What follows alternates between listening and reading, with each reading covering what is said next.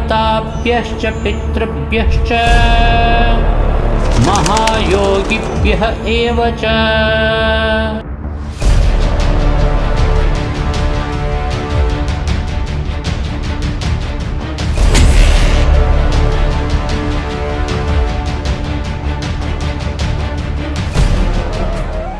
नमस्कार दर्शकों, मानव के साथ विडंबना ये बनी हुई है कि आज वो शिक्षित होते हुए भी अपने ही धर्म ग्रंथों का अध्ययन नहीं कर रहा और पूर्व समय से चली आ रही कुपरंपराओं को किए जा रहा है, जो कि मानव के लिए व्यर्थ का भार बनी हुई है।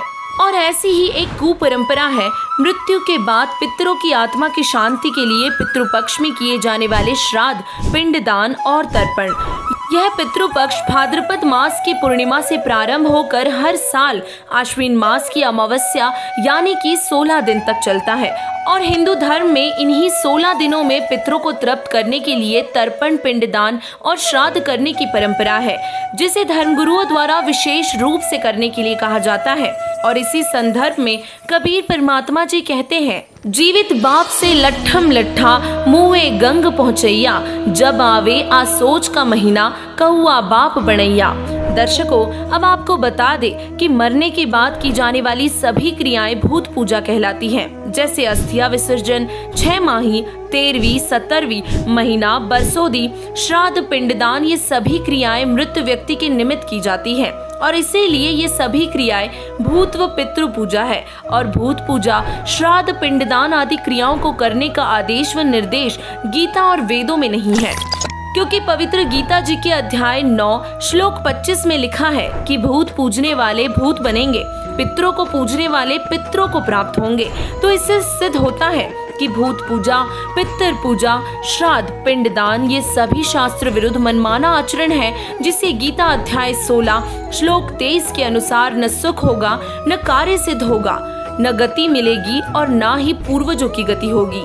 वहीं मार्कंडेय पुराण में रौच्य ऋषि के जन्म की कथा में लिखा है कि एक रुचि नामक ऋषि था और वह ब्रह्मचार्य का पालन करते हुए वेदों अनुसार साधना करता था। एक रुचि नाम के ऋषि थे, वो उसने शादी भी नहीं करवाई थी, वेदों को पढ़ा जाना, तो वो साधना करते थे। 40 वर्ष की उम्र हो गई थी, 40-45 वर्ष के प्रौढ़ हो गए थे। एक दिन उसको उनके 4 पूर्वज यानी पिताजी, दादाजी, परदादाजी और तीसरा दादाजी वो दिखाई दिए। उन्होंने कहा, बेटा रुचि, तूने शादी क्यों नहीं कराई? आप शादी कराओ, हमारे श्राद्ध निकालो। तो रुचि कहता है, पितरमहो, वेद में ये कर्म कांड, श्राद्ध आदि निकालना तो मूर्खों का मार्ग बताया है, अविद्या कही है। फिर आप मुझे क्यों इस शास्त्र विरुद्ध साधना में लगाना चाहते हो? पितर भी स्वीकार करते हैं कि हाँ बेटा, ये तो सही है कि वेद में इस कर्म कांड को अविद्या ही कहा है। फिर भी कहते हैं ऐसा है वैसा है। उसको मूर्ख बनाने के लिए अपनी वो तिगड़मबाजी लगा के उस प्यारी आत्मा को भी डरा धमका के और अपने साथ नरक में डाल लिया। अब जब खुद कह रहे हैं कि वेद में सही लिखा है कि ये तो है मूर्खा की पूजा, और फिर कहते ना बेटा तू ये तो करना ही पड़ेगा, या कोई बात हुई? अब देखिएगा मार्कंडेय पुराण, इसमें आपको दिखाते हैं रुचि ऋषि की कथा। ये मार्कंडेय पुराण है, मार्कंडेय पुराण, सचित्र मोटा टाइप, केवल हिंदी, संक्षिप्त, गीता प्रेस गोरखपुर से प्रकाशित है। गीता प्रेस गोरखपुर जो है हिंदू समाज के लिए ISI मार्क है। मार्कंडेय पुराण सब गीता प्रेस गोरखपुर से प्रकाशित है। प्रकाशक हैं एवं मुद्रक गीता प्रेस गोरखपुर, गोविंद भवन कार्यालय, कोलकाता का संस्थान। इसके 243 पृष्ठ पर 42 पे आपको दिखाते हैं। पृष्ठ नंबर 242, संक्षिप्त मार्कंडेय पुराण, रोच्य मुनि की कथा, रोच्य मुनि की उत्पत्ति कथा। मार्कंडेय जी कहते हैं, ब्रह्मन पूर्व काल की बात है, प्रजापति रुचि ममता और अहंकार से रहित इस पृथ्वी पर विचरते थे। उन्हें किसी से भय नहीं था, वे बहुत कम सोते थे। उन्होंने न तो अग्नि की स्थापना की थी, उन्हें अपने लिए घर ही बना रखा था। वे एक बार भोजन करते और बिना आश्रम के ही रहते थे। उन्हें सब प्रकार की आसक्ति से रहित एवं मुनिवर्ती से रहते देख उनके पितरों ने उनसे कहा। पितर बोले, बेटा, विवाह स्वर्ग और अपवर्ग का हेतु होने के कारण एक पुण्यमय कार्य है, उसे तुमने क्यों नहीं किया? गृहस्थ पुरुष समस्त देवताओं, पितरों, ऋषियों और अतिथियों की पूजा करके पुण्यमय लोकों को प्राप्त करता है। मोक्ष नहीं, पुण्यमय लोकों को प्राप्त करता है। वह सभा के उच्चारण से देवताओं को, शब्द से पितरों को तथा अन्नदान, बलि, वैश्वदेव आदि से भूत आदि प्राणियों एवं अतिथियों को उनका भाग समर्पित करता है। पितृ पूजा, भूत पूजा, ये कर्म कांड है। बेटा, हम ऐसा मानते हैं, गृहस्थ आश्रम को स्वीकार न करने पर तुम्हें इस जीवन में क्लेश पर क्लेश उठाने पड़ेंगे तथा मृत्यु के बाद और दूसरे जन्म में भी क्लेश ही भोगने पड़ेंगे। रुचि ने कहा, पितरगण, ये देखो, ये सारे भूत इकट्ठे हो रहे, ये देखो, ये रुचि ऋषि खड़ा है नीचे और ये ऊपर चारों भूत इकट्ठे हो गए, इसको देखिए। अब न्यो पितार दादार परदादार चौथा दादा दिख जा, कलदा बैठ जा आदमी का है, तीन भूता ने नो डगम कर रखे हम। तो ऐसे फिर कुछ श्रद्धा बन जाती है। न्यो ना बेरा, एक कुएं में गिर गया, कोई दरिया में बह रहा है, मान लिया आपका पिताजी, तो आप उसको गेल छलांग लगा के क्या उसको बचा सकते हो? नहीं। उसको निकालने का तरीका, कोई रस्सी फेंक दे और कहे इसको पकड़ लो, तुम भी बाहर आ जाओ।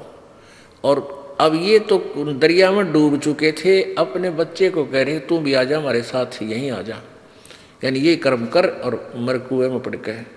अब देखो, रुचि ने कहा, पितृगण, परिग्रह मात्र ही पर्यटन दुख एवं पाप का कारण होता है तथा उससे मनुष्य की अधोगति होती है। यही सोचकर मैंने पहले स्त्री संग्रह नहीं किया। मन और इंद्रियों को नियंत्रण में रखकर जो ये आत्म संयम किया जाता है, वह भी परिग्रह करने पर मोक्ष का साधक नहीं होता। ममता रूप कीचड़ में सना हुआ होने पर भी ये आत्मा जो परिग्रह शून्य परिचित जल से प्रतिदिन धोआ जाता है, वह श्रेष्ठ प्रयत्न है। पितर बोले, बेटा, जितेंद्रिय होकर आत्मा का प्रश्न करना उचित है, किंतु तुम जिस मार्ग पर चल रहे हो वो मोक्ष मार्ग है। तरह के भैया, अब वो पितर राजी नहीं उसके मोक्ष होने में, नहीं होगा तुम जो मार्ग से जाओ तो मोक्ष मार्ग है, तो पितर बने, मारा की तरह भूत बन जा। ये देखो, पितर बोले, बेटा, जितेंद्रिय होकर के आत्मा का प्रक्षाकलन करना उचित है, किंतु तुम जिस पर चल रहे हो वो मोक्ष मार्ग है। पूर्व जन्म में किया हुआ मानव का शुभ अशुभ कर्म सुख दुख में भोगों के रूप में प्रतिदिन भोगने पर ही क्षीण होता, जिसा इन्हें ज्ञान था। आगे देखो, रुचि ने पूछा, पितामहो, वेद में कर्म मार्ग को अविद्या कहा गया है, फिर क्यों आप लोग मुझे उस मार्ग में लगाते हो? पितर बोले, यह सत्य है कि कर्म को अविद्या ही कहा गया है, इसमें तनिक भी मिथ्या नहीं। फिर के टट्टू रह गया, फिर क्या रह गया? पितरो ये मरवा दिया, बोला आदमी और गेल ना लिया। फिर कहे ऐसा है ना भाई, नू कर दे, पितर ऐसा दे देते हैं, पितर आशीर्वाद दे देते हैं।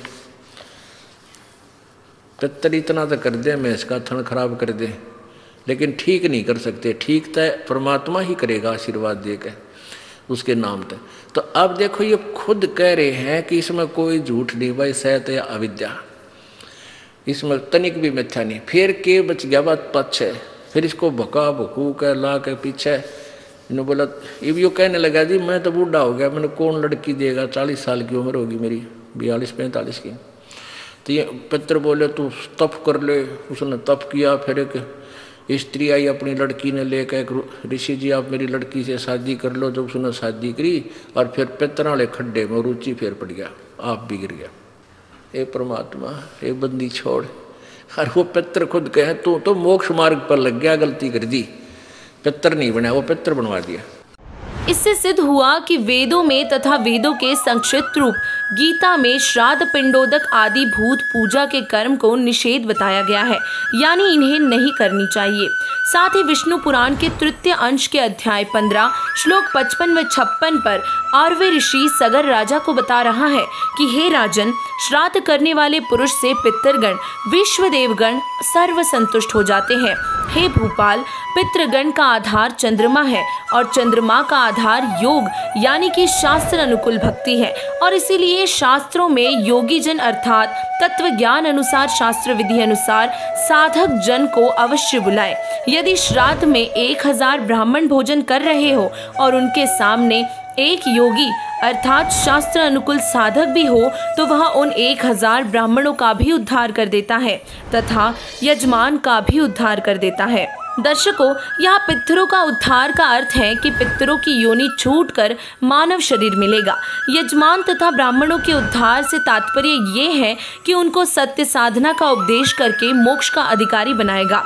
तो वही योगी की परिभाषा बताते हुए गीता ज्ञानदाता गीता अध्याय 2 श्लोक 53 में कहा है कि हे अर्जुन, जिस समय आपकी बुद्धि भिन्न भिन्न प्रकार से भ्रमित करने वालों के ज्ञान से हटकर एक तत्व ज्ञान पर स्थिर हो जाएगी, तब तू योगी बनेगा अर्थात भक्त बनेगा और योग को प्राप्त होगा। भावार्थ है कि तत्व ज्ञान के आधार से साधना करने वाले ही मोक्ष के अधिकारी बनते हैं। उसी में नाम साधना अर्थात भक्ति का धन होता है, वह राम नाम की कमाई का धनी होता है, जिसके विषय में कबीर परमेश्वर जी ने कहा है कि एकै साधे सब सध है, सब साधे सब जाए, माली सींचे मूल को, फलय फूलय अघाए। तो वही सूक्ष्म वेद में इस शास्त्र विरुद्ध धार्मिक क्रियाओं यानी कि साधनाओं के विषय में कहा गया है, कुल परिवार तेरा कुटुंब कबीला, मसलित एक ठहराई, बांध पीजरी ऊपर धर लिया, मरघट में ले जाई, अग्नि लगा दिया जब लंबा, फूंक दिया उस ठाई, पुराण उठा फिर पंडित आए, पीछे गरुड़ पढ़ाई, प्रेत शिला पर जा विराजे, पितरों पिंड भराई, बहुर श्राद्ध खान को आए, काग भये कलिमाही, जे सदगुरु की संगत करते, सकल करम कट जाई, अमरपुरी में आसन होता, जहाँ धूप न छाई। वर्तमान समय में पूरी दुनिया में तत्वदर्शी संत रामपाल जी महाराज जी ही वो संत हैं जो सभी धार्मिक अनुष्ठान वेदों व गीता के अनुसार करते और करवाते हैं, जिसके करने से साधक पितर भूत नहीं बनता अपितु पूर्ण मोक्ष प्राप्त करता है तथा जो पूर्वज गलत साधना यानी कि शास्त्र विधि को त्याग कर मनमाना आचरण अर्थात पूजा करके पितर भूत बने हैं, उनका भी छुटकारा हो जाता है। यही प्रमाण विष्णु पुराण के तृतीय अंश के अध्याय 14 श्लोक 20 से 31 में भी लिखा है कि जिसके पास श्राद्ध करने के लिए धन नहीं है तो वह ये कहे, हे पितृगणों, आप मेरी भक्ति से तृप्ति लाभ प्राप्त करें, क्योंकि मेरे पास श्राद्ध करने के लिए वित्त नहीं है। दर्शकों, अब आप विचार करें कि जब भक्ति मंत्र जाप की कमाई से पितर तृप्त हो जाते हैं तो फिर शास्त्र विरुद्ध मनमाने कर्मकांड की क्या आवश्यकता है। ये सर्व प्रपंच ज्ञानहीन गुरु लोगों ने अपने उद्धार पोषण के लिए किया है, क्योंकि गीता अध्याय 4 श्लोक 33 में भी लिखा है, द्रव्य यानी धन द्वारा किए गए यज्ञ अर्थात धार्मिक अनुष्ठान से ज्ञान यज्ञ यानी तत्व ज्ञान के आधार पर नाम जाप साधना श्रेष्ठ है। एक और विशेष विचारणीय विषय है कि पुराणों में पितर व देव पूजने का आदेश एक ऋषि का है तथा ब्रह्म द्वारा प्रदत्त सदग्रंथ वेदों व गीता जी में पितरों व देवताओं की पूजा का निषेध है, जो ब्रह्म भगवान का आदेश है। यदि पुराणों के अनुसार साधना करते हैं तो प्रभु के आदेश की अवहेलना होती है, जिस कारण से साधक दंड का भागी होता है, और इसीलिए हमें पवित्र चारों वेद और पवित्र गीता अनुसार ही साधना करनी चाहिए, जो कि आज जगत गुरु तत्वदर्शी संत रामपाल जी महाराज जी ही बता रहे हैं। और इसीलिए आप सभी को बिना विलंब किए सदगुरु रामपाल जी महाराज जी से शास्त्र अनुकूल भक्ति साधना प्राप्त करके अपना कल्याण करवाना चाहिए। धन्यवाद।